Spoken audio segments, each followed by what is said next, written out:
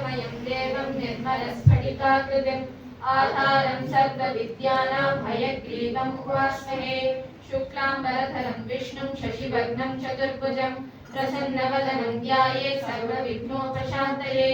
यस्य द्विरदवक्त्राद्याः पारिषद्याः परश्शतं विघ्नं निघ्नन्ति शततं विश्वक्सेनं तमाश्रये। எல்லாருக்கும் என்னுடைய நமஸ்காரங்கள். இன்னைக்கு நான் பேச போற டாபிக் என்ன அப்படின்னா கலியுக தர்மம். கலியுக தர்மத்தை பத்தி ரொம்ப அழகா சொல்ற மாதிரி விஷ்ணு புராணத்துல ஒரு ஸ்லோகம். தியாயன் கிருதே யஜன் யஜ்ஞேஹி த்ரேதாயாம் துவாபரே அர்ச்சயன் யதாப்னோதி ததாப்னோதி கலௌ சங்கீர்த்ய கேசவம். இந்த ஸ்லோகத்தோட அர்த்தம் என்ன அப்படின்னா தியாயன் கிருதே, கிருதயுகத்துல தியானம் பண்ணி பகவான மனசுல நினைச்சு தபஸ் பண்ணி பகவான அடைஞ்சான். யஜன் யஜ்ஞேஹி த்ரேதாயாம், திரேதாயுகத்துல யாகங்கள் ஹோமங்கள் யஜ்ஞங்கள்லாம் பண்ணி பகவான அடைஞ்சான். துவாபரே அர்ச்சயன், துவாபர யுகத்துல அர்ச்சனைகள்லாம் பண்ணி பகவான அடைஞ்சான். இப்போ கிருதயுகத்துல தியானம் பண்ணா என்ன பலன் கிடைக்குமோ, திரேதாயுகத்துல யஜ்ஞங்கள்லாம் பண்ணா என்ன பலன் கிடைக்குமோ, துவாபர யுகத்துல அர்ச்சனைகள்லாம் பண்ணா என்ன பலன் கிடைக்குமோ, அதே பலன், சேம் பலன் 0.1% கூட குறையாம கலியுகத்துல நம்மளுக்கு கிடைக்கணும்னா யதாப்னோதி ததாப்னோதி கலௌ சங்கீர்த்ய கேசவம், சங்கீர்த்தனம் பண்ணணும், நாம சங்கீர்த்தனம் பண்ணணும். நாமம் அப்படின்னா பேர்னு அர்த்தம். யாரோட பேரை பாடணும்? அந்த கேசவனோட பேரை பாடணும், அந்த பகவானோட பேரை பாடணும். நாம சங்கீர்த்தனத்தை பத்தி ஆண்டாள் கூட திருப்பாவையில சொல்லியிருக்கா.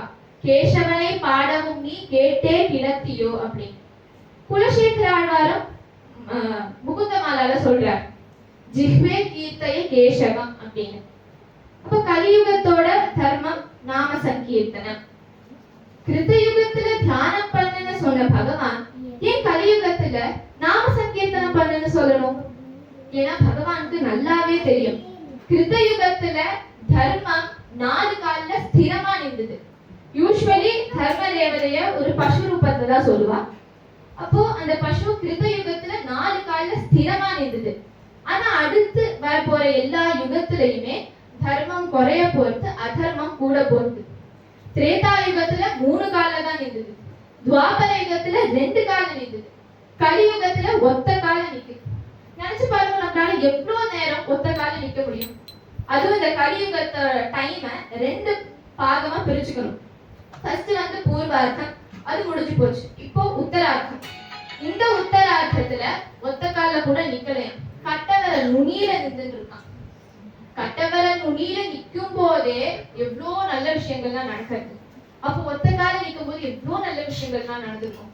2 கால்ல 3 கால்ல 4 கால்ல நிற்கும் போது எவ்வளோ நல்ல விஷயங்கள்லாம் நடந்துட்டு இருக்கும். அதனாலதான் கிருதயுகத்துல இருந்தவா எல்லாரோட மனசுமே ரொம்ப சாத்வீகமா இருந்துச்சு. அதனால அவ உட்கார்ந்த மாத்திரத்திலேயே அவளுக்குலாம் தியானம் சித்திச்சது. அதனால தியானத்தை கிருதயுகத்துல தர்மமா வச்சிருந்தான் பகவான். இப்போ கலியுகம் இந்த உத்தரார்த்தத்துல கட்டவர நுனியில இருக்குன்னு சொன்ன இல்லையா, எப்போ அதுக்கு கூட இடமில்லாம போகுதோ யதா யதா ஹி தர்மஸ்ய க்ளானிர்பவதி பாரத அப்யுத்தானம தர்மஸ்ய ததாத்மானம் சிருஜாம்யஹம். அப்ப நான் மீண்டும் பிறப்பேன். எப்போ தர்மம் அழியும் போது, அதர்மம் கூடும் போது நான் மீண்டும் பிறப்பேன், நல்லவாளெல்லாம் காப்பாத்துவேன், கெட்டவாளெல்லாம் அழிப்பேன் அப்படின்னா. இப்போ நாம எல்லாருமே அந்த நல்லவாளோட கேட்டகரிக்கு போகணும் இல்லையா? அதுக்கு என்ன பண்ணணும்? கலியுக தர்மமான நாம சங்கீர்த்தனம் பண்ணணும். ஒரு ரூல்ஸ், ஒரு சிம்பிள், ரொம்ப சிம்பிளிஃபை பண்ணி பகவான், ஏன்னா பகவானுக்கு நல்லாவே தெரியும் கலியுகத்துல நிறைய டிஸ்ட்ராக்ஷன்ஸ் தான் இருக்க போகுதுன்னு. அதனால சிம்பிளஸ்ட் ஒரு ஃபார்ம், ஒரு ரூல்ஸ் இல்ல, கலியையும் ஜெயிச்சிடும் ஒரு நியமமும் இல்லாத கீர்த்தனம் பாடிடா, கீர்த்தனம் பாடிடா. ஹரே ராம ஹரே ராம ராம ராம ஹரே ஹரே, ஹரே கிருஷ்ண கிருஷ்ண கிருஷ்ண கிருஷ்ண ஹரே ஹரே. இந்த நாமத்தோட மகிமையை பத்தி சொல்ற மாதிரி நான் ஒரு கதை சொல்றேன். எப்பவுமே சதா சர்வ காலமும் நாமம் ஜபம் பண்ணக்கூடியவர்னா டக்குன்னு ஞாபகம் வர்றது நாரதர். நாராயண நாராயண எப்பவுமே ஜபம் பண்ணிட்டே இருப்பேன். அப்போ அவருக்கு ஒரு சந்தேகம் ஒரு தடவை வந்துச்சான். என்ன அப்படின்னா, நான் இந்த நாராயண நாமத்தை எப்பவுமே சொல்லிட்டே இருக்கேனே, இந்த நாமத்தோட மகிமை என்ன, இந்த நாமத்தோட அர்த்தம் என்ன அப்படின்னு அவருக்கு ஒரு சந்தேகம் வந்துச்சு. ஸ்ட்ரைட்டா நம்ம நாராயணர் கிட்டே போய் கேட்டுடலாம் அப்படின்ட்டு கிளம்புற. நாராயணர் பார்த்து, ஹே பிரபு, நான் உன்னோட நாமத்தை தினமும் சொல்லிட்டு இருக்கேனே, இந்த நாமத்தோட மகிமை என்னன்னு கொஞ்சம் சொல்றேடா அப்படின்னு கேட்டேன். அதுக்கு நாராயணர் சொல்ற, என்னோட நாமத்தோட மகிமை தான் எல்லாருக்குமே தெரியுமே, அதுக்கு நான் சொல்லணும். பூலோகத்துக்கு போ, அங்க ஒரு பார்க் இருக்கும், அந்த பார்க்ல ஒரு புழு இருக்கும், அந்த புழு கிட்ட கேளு, அது சொல்லும் அப்படின்னு. புழுக்கு தெரிஞ்ச ஒரு மகிமை எனக்கு தெரியாம போச்சு அப்படின்ட்டு நாரதர் போற டெஸ்ட் பண்ணி பார்க்க முடியாது.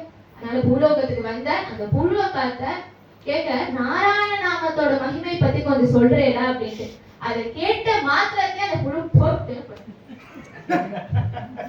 என்னடா இது, நாராயண நாமத்தோட மகிமை கேட்கலாம் பார்த்தா இந்த புழு உயிரை விட்டுருதே அப்படின்ட்டு குடுகுடுன்னு ஓடி போய் நாராயணர் கிட்ட சொல்ற, பிரபு நான் இந்த மாதிரி போய் கேட்டேன், ஆனா அது உயிரை விட்டுருது அப்படின்ட்டு. அப்படியா, சரி பரவாயில்ல. அதே பார்க்கல நிறைய பூக்கள் பாத்தியா? பாத்தேன் பிரபு. அந்த பூல ஒரு அழகான பட்டாம்பூச்சி பட்டர்ஃப்ளை உட்கார்ந்து இருக்கும், அதுகிட்ட போய் கேளு, அது உனக்கு பதில் சொல்லும் அப்படின்னு. மறுபடியும் நாரதர் போற போய் அங்க ஒரு அழகான பட்டாம்பூச்சி அதுகிட்ட போய் கேட்கிற, நாராயண நாமத்தோட மகிமையை பத்தி கொஞ்சம் சொல்றேடா அப்படின்ட்டு. அதுவும் உயிரை விடுறது.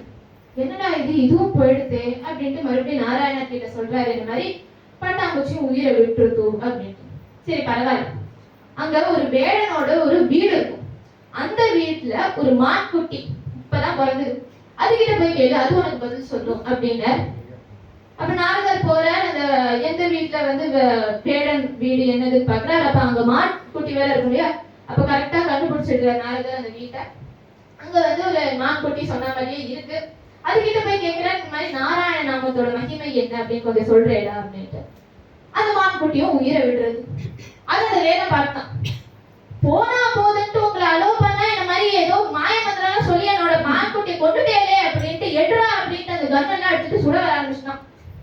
ஐயோ என்னடா இது, நாராயண நாமத்தை கேட்கலான்னு பார்த்தா எனக்கு இப்படி ஏதாவது ஆயிடுமோன்ட்டு குடுகுடுன்னு ஓடுற. நாராயண கிட்ட போற, என்ன நான் உங்ககிட்ட உங்களோட நாமத்தோட மகிமை தானே கேட்டேன், ஏன் என்ன வம்புல மாட்டி விட்டுரு, நான் தப்பா ஏதாவது கேட்டேனா அப்படின்ட்டு அழற. அதுக்கு நாராயணன் சொல்ற, இல்ல கவலைப்படாத, அங்க ஒரு கண்ணுக்குட்டி கூட இருக்கும், அதுகிட்ட போய் கேளு அப்படின்னு. சரி போறேன் அப்படின்ட்டு நாரதர் போற. போய் அங்க ஒரு கண்ணுக்குட்டி இருந்தது சொன்ன மாதிரி, அதுகிட்டயும் போய் கேட்கிற, நாராயண நாமத்தோட மகிமை என்ன. அந்த கண்ணுக்குட்டியும் உயிரை விடு. என்னடா இது, யாருகிட்ட கேட்டாலும் இந்த மாதிரி உயிர் விடுறது, நான் இவ்வளவு நேரம் அந்த நாராயண நாமத்தை சொல்லியிருக்கீங்க, அப்ப எனக்கு ஏதாவது ஆயிடுமோ அப்படின்ட்டு பயம். அப்ப மறுபடியும் நாராயணர் கிட்ட போற, இந்த மாதிரி கண்ணுக்குட்டியும் உயிரை விடுறது என்ன பம்புல மாட்டி விடுறேடா அப்படின்னு. இல்ல கவலைப்படாத, இதுதான் லாஸ்ட் அண்ட் ஃபைனல். காஷியோட மகாராஜா அவருக்கு ஒரு குழந்தை பார்த்தது, நீ அதுகிட்ட போய் கேட்டு. இவ்வளோ நேரம் நான் வந்து மிருகங்களை எல்லாம் கொண்டுட்டு இருந்தேன், இப்ப அந்த காஷியோட மகாராஜாவோட குழந்தைய போய் நான் ஏதாவது கேட்டு அதுக்கு ஏதாவது ஆயிடுச்சுன்னா மகாராஜா என் தலையை வெட்டுவாரு காலை வெட்டுவாரு, எனக்கு தேவை தெரியல, எனக்கு நாராயண நாமத்தோட மகிமையே தெரிய வேண்டாம் அப்படின்ட்டு கிளம்ப பார்த்தேன். அப்ப நாராயணன் சொல்ற, இரு இதுதான் லாஸ்ட் அண்ட் ஃபைனல், உனக்கு கண்டிப்பா உன்னோட பதில் கிடைக்கும் அப்படின்ட்டு போ அப்படின்னு. நாரதரும் போற. அந்த கோட்டையோட வாசல் வரைக்கும் வந்துட்டு போகலாமா வேண்டாமான்ட்டு இவர் தவிக்கிறது பார்த்துட்டு மகாராஜா குடுகுடு ஓடி வந்து, நாரதரை வாங்கோ நீங்கெல்லாம் வந்து என்னோட குழந்தைய ஆசீர்வாதம் பண்ணாத தீர்காயுசோட வாழும். நான் கேட்ட கேள்வியை கேட்டுட்டு உங்க குழந்தை சாக போதோ என்ன ஆக போதோன்னு தெரியல, தீர்காயுசா வாழணுமாங்க. சரி கூப்பிடுறேன், மைண்ட் வாய்ஸ்.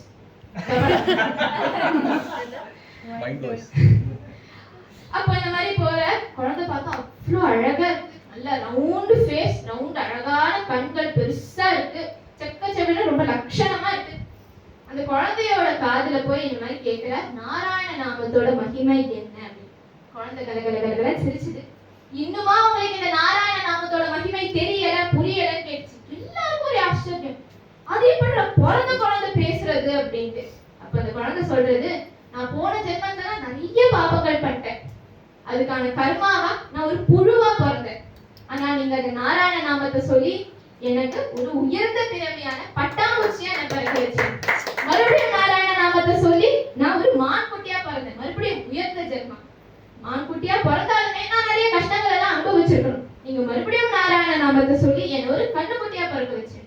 மறுபடியும் நாராயண நாமத்தை சொல்லி ஒரு மனுஷருக்கும், அதுவும் மகாராஜாவோட பிள்ளையா நான் பிறந்திருக்கேன். இந்த ஜென்மத்துல தான் நான் என்னென்ன பாப்பங்கள் பண்ணேனோ அதெல்லாம் போக்குற மாதிரி எனக்கு ஒரு மார்க்கம் தான் தெரியும். பகவானை எப்படி அடையாது அப்படிங்கிற அந்த மார்க்கம்லாம் கத்துக்க முடியும் இந்த ஜென்மத்துல தான். இன்னுமா உங்களுக்கு இந்த நாராயண நாமத்தோட மகிமை தெரியல அப்படின்னு கேட்டுச்சு. அப்பேற்பட்ட அந்த நாமத்தை பத்தி நாரதர் ஒரு குழந்தையோட வாயிலிருந்து ரொம்ப அழகா கத்துட்டார். இப்பேற்பட்ட அந்த நாமத்தை பத்தி எல்லாருக்குமே தெரியும், எல்லாருமே தெரிஞ்சுக்கணும்னு கிருஷ்ணர் ஆசைப்பட்டார். நாமங்கள் எல்லாத்தையுமே அறிந்தவர், ஆயிரக்கணக்கான நாமங்களை அறிந்தவர் பீஷ்மாச்சாரியர். ஆனா அவரோட இந்த ஞானம் அழிஞ்சு போயிடக்கூடாது. ஏன்னா அப்படி அழிஞ்சு போயிடுதுன்னா ஏன்னா அழிஞ்சு போயிடுதுன்னா பின்னாடி வர ஜெனரேஷன்ஸ்க்குலாம் என்ன பலன் அவளுக்கு தான் தெரியாது. அதனால கிருஷ்ணர் சொல்ற, 10வது நாள் யுத்தம் முடியறது. பீஷ்மாச்சாரியர் அம்பு படுக்கையில படுத்தாச்சு. ஆனா உடனே அவர் உயிரை விடல. அப்ப பீஷ்மாச்சாரியர் அம்பு படுக்கையில படுத்து கஷ்டப்பட்டு இருக்காரு. இப்போ மகாபாரத யுத்தம் முடிஞ்சிருது. இப்ப கிருஷ்ணா சொல்றார் பீஷ்மாச்சாரியர் பத்தி பாண்டவர்கள் கிட்டதான் இந்த மாதிரி பீஷ்மாச்சாரியருக்கு நிறைய விஷயங்கள், நிறைய சத் விஷயங்கள், ராஜநீதிகள் தான் தெரியும். அதனால நீங்க போய் அவர்கிட்ட நல்ல விஷயங்கள் தான் கத்துட்டு வாங்கோ அப்படின்னு கிருஷ்ணர் அனுப்பி வைக்கிறார். பாண்டவர்களும் கிருஷ்ணர் சொல்றதை கேட்டுட்டு பீஷ்மாச்சாரியர் பாக்குறார், கேட்கிற நல்ல விஷயங்கள் எல்லாம் கத்துக்கிறார். கத்துன்ற உடனே சொல்ற, ஸ்ருத்வா தர்மான சேஷேன பாவனானி ச சர்வஷஹ யுதிஷ்டிரஹ சாந்தனவம் புனரேவாப்ய பாஷண. கத்துக்க வேண்டிய எல்லா தர்மங்களையுமே கத்துண்டு யுதிஷ்டிரர் சாந்தனுவின் மகனான பீஷ்மாச்சாரியருக்கு இன்னொரு கேள்வி கேட்டாராம். அது என்னன்னா, கிமேகம் தெய்வதம் லோகே கிம்பாப்யேகம் பராயணம் ஸ்துவந்தஹ கம் கம் அர்ச்சந்தஹ பிராப்னுஹு மானவாஹ சுபம். இந்த மனுஷாலா இருக்காளே, அவளோட ஜீவிதத்துல நிறைய கஷ்டங்கள்லாம் இருக்கு. அப்ப அவளுக்கு சுபம் எப்ப வரும்? அதுக்கப்புறம் எந்த ஒரு தெய்வத்தை நம்ம வழிபடணும், எந்த ஒரு தெய்வத்தை கொண்டாடணும், அவரை எப்படி கொண்டாடணும், இந்த மாதிரி நிறைய கேள்விகள்லாம் யுதிஷ்டிரர் கேட்டுட்டு இருக்கார் பீஷ்மாச்சாரியர் கிட்ட. பீஷ்மாச்சாரியர் ஒவ்வொரு கேள்விக்கும் ரொம்ப அழகா பதில் சொல்லிட்டே வர. அப்ப கடைசியா சொல்ற, நான் உனக்கு இந்த நாமாக்கள் எல்லாத்தையுமே சொல்லித்தரேன். இது ஆண்டாண்டாக பரம்பரையாக எத்தனையோ முனிவர்கள், எத்தனையோ ரிஷிகள் கஷ்டப்பட்டு தேடி கண்டுபிடிச்ச நாமாக்கள்பா இதெல்லாம். இந்த ஒவ்வொரு நாமாவுமே பகவானோட ஒவ்வொரு குணத்தை காமிக்கக்கூடியது. யானி நாமானி கௌனானி, ஒவ்வொரு நாமாவுமே பகவானோட ஒவ்வொரு குணத்தை காமிக்கக்கூடியது. விக்யாதானி மகாத்மனஹா ரிஷிபிஹி பரிகீதானி. சரி, இந்த நாமாவை யாரெல்லாம் பாடுவா? ரிஷிகள்லாம் பாடக்கூடிய நாமாப்பா இது. ரிஷிபிஹி பரிகீதானி காணி வக்ஷ்யாமி பூதயே. உன்னோட நல்லதுக்கோசரம் நான் இந்த நாமாக்கள் எல்லாத்தையும் சொல்றேன். அதுவும் ஒரு நாமா இல்ல, 2 நாமா இல்ல. தஸ்ய லோக பிரதானஸ்ய ஜெகநாதஸ்ய பூபதே விஷ்ணு நாம சஹஸ்ரம் மே ஸ்ருணு பாப பயாபகம் அப்படின்னு சொல்லி அந்த விஷ்ணு சஹஸ்ரநாமத்தை பாடுற. இப்ப இந்த ஆயிரக்கணக்கான நாமாக்கள் சொல்றதுக்கு நம்மளுக்கு டைம் இருக்குமா அப்படின்னா நம்மளுக்கு ஒரு கேள்வி வரும். இதே மாதிரி ஒரு கேள்விதான் பார்வதி தேவிக்கும் வந்துச்சான். இதே மாதிரி ஒரு சங்கடம் தான் பார்வதி தேவிக்கும் வந்துச்சான். பார்வதி தேவி ஒரு விரதம் வச்சுருந்தாலாம். என்ன அப்படின்னா, விஷ்ணு சஹஸ்ரநாமத்தை பாராயணம் பண்ணிட்டு தான் சாப்பிடுவேன் அப்படின்ட்டு. விஷ்ணு சஹஸ்ரநாமத்தை எத்தனையோ ஸ்லோகங்கள்லாம் இருக்கு. அது மொத்தத்தையும் பாராயணம் பண்ணி முடிக்கிறதுக்குள்ள சாப்பாடு மாறி போயிட்டுதான். ஆனா பார்வதி தேவி தினமும் ஆறி போன சாப்பாடு தான் சாப்பிடுறாளாம். ஒரு நாள் பரமேஸ்வரர் இதை நோட்டீஸ் பண்றாரு. அப்ப இந்த மாதிரி பார்வதி தேவி கிட்ட கேட்கிறாரு, பார்வதி நீ ஏன் தினமும் ஆறி போன சாப்பாடு சாப்பிடுற? சுட சுட சாப்பிட்டாதான் டேஸ்டா இருக்கும் அப்படின்னு. அதுக்கு பார்வதி தேவி சொன்னாலாம், நான் என்னன்னா பண்றது, நான் என்னவோ விஷ்ணு சஹஸ்ரநாமத்தை சொல்லிட்டு தான் சாப்பிடணும்னு ஒரு நியமம் வச்சுருக்கேன். விஷ்ணு சஹஸ்ரநாமத்தை எத்தனையோ ஸ்லோகங்கள்லாம் இருக்கு, அது மொத்தத்தையும் பாராயணம் பண்றதுக்குள்ள சாப்பாடு ஆறி போயிடுது. நான் என்னன்னா பண்ணுவேன் அப்படின்னு. அதுக்கு பரமேஸ்வரர் சொல்ற, உனக்கு இதை பத்தி தெரியாதா? கீழே பூலோகத்துல மனுஷால ஒரு ட்ரிக் வச்சிருக்காங்க, easy method to chant Vishnu Sahasranamam in less than 30 seconds அப்படின்னா. உனக்கு அதை பத்தி தெரியாதா அப்படின்ட்டு. அதுக்கு பார்வதி தேவி கேட்கிறா, அப்படியா ட்ரிக்கெல்லாம் இருக்கா? எனக்கு கொஞ்சம் சொல்லுங்க ப்ளீஸ். எத்தனை நாளைக்கு தான் நானும் ஆறி போன சாப்பாடு சாப்பிடுவேன் அப்படின்ட்டு. केनोपायेन लघुना विष्णो नाम सहस्रकं पठ्यते पंडिते नित्यं श्रोतुमिच्छामि अहं प्रभो. கீழ பண்டிதர்கள்லாம் டெய்லி தினமும் நித்தியம் விஷ்ணு சஹஸ்ரநாமத்தை ஈஸியா சொல்றதுக்குலாம் ஒரு மார்க்கம் வச்சிருக்காளே, அதை எனக்கு கொஞ்சம் சொல்லுகோ, நான் கேட்கணும்னு எனக்கு ஆசையா இருக்கு, கொஞ்சம் சொல்லுகோ பிரபு, ஹே பிரபு அப்படின்னு. அதுக்கு பரமேஸ்வரர் சொல்ற, ஸ்ரீராம ராம ராமேதி ரமே ராமே மனோரமே சஹஸ்ரநாம தத்துல்யம் ராம நாம வரானனே. ராமா ராமா ராமான்னு சொல்லி ஆயிரக்கணக்கான நாமாக்கள் சொன்ன பலன் கிடைக்கும் அப்படின்னு. அப்ப நம்மளுக்கு தான் ஒரு கேள்வி வரும், அது எப்படி ராமா ராமா ராமான்னு சொன்னா ஆயிரக்கணக்கான நாமாக்கள் சொன்ன பலன் கிடைக்கும்னு? அதுக்கு ஒரு கணக்கு சொல்றேன் கேளுங்க. சம்ஸ்கிருத ஆல்பபெட்ஸ்க்குலாம் ஒரு டிஜிட்டல் வேல்யூ இருக்கு. இப்போ யா ரா லா வா அப்படிங்கிற அந்த லைன் எடுக்கும்போது ரா அப்படிங்கிற அந்த லெட்டர் ரெண்டாவது வருது. அப்போ அதோட வேல்யூ என்ன? 2. அதே மாதிரி ப ப ப ப ம மா வந்து 5th லெட்டர். அப்போ அதோட வேல்யூ என்ன? 5. அப்போ ராமான்னு சொல்லும்போது 2 into 5 which is 10. அப்போ ராமா ராமா ராமான்னு சொல்லும்போது ஆயிரக்கணக்கான நாமாக்கள் சொன்ன பலன் கிடைக்கும். அதனாலதான் அந்த ராமநாமாவை தாரக மந்திரம் அப்படின்னு சொல்லுவோம். இப்ப தாரக மந்திரம்னா என்ன? இப்ப நம்ம வாழக்கூடிய வாழ்க்கையை சம்சார சாகரம் அப்படின்னு சொல்லுவோம், பிறவி பெருங்கடல். இந்த சாகரத்திலிருந்து எது நம்மள வைகுண்டத்துக்கு கூட்டிட்டு போதோ அந்த ஒரு விஷயத்தை தான் தாரகம் அப்படின்னு சொல்லுவோம். இந்த ராமநாமா தானே நம்மள வைகுண்டத்துக்கு கூட்டிட்டு போகுது. அப்ப அந்த ராமநாமாவை தானே தாரக மந்திரம்னு சொல்லுவோம். அப்பேற்பட்ட அந்த ராமநாமாவை சொன்னாலும் சரி, நாராயண நாமத்தை சொன்னாலும் சரி, இல்லைன்னா எந்த ஒரு பகவான் நாமாவை சொன்னாலும் சரி, நம்மளோட பாப்பங்கள் எல்லாமே போகும். அதனாலதான் நம்ம குருஜி எப்பவுமே நாமா சொல்லுன்னு சொல்றாங்க. மதுரை கீதத்தை கூட ரொம்ப அழகா சொல்றாரு, நாமாவை பாடுவோம் ஹரி நாமாவை பாடுவோம், நாமாவை பாடுவோம் ஹரி நாமாவை பாடுவோம். மேலும் மேலும் நிறைய நாமாக்கள் சொல்லணும் அப்படின்னு அந்த பகவான் கிட்ட பிரார்த்திச்சுட்டு முடிச்சுக்கிறேன். ஹரே ராம ஹரே ராம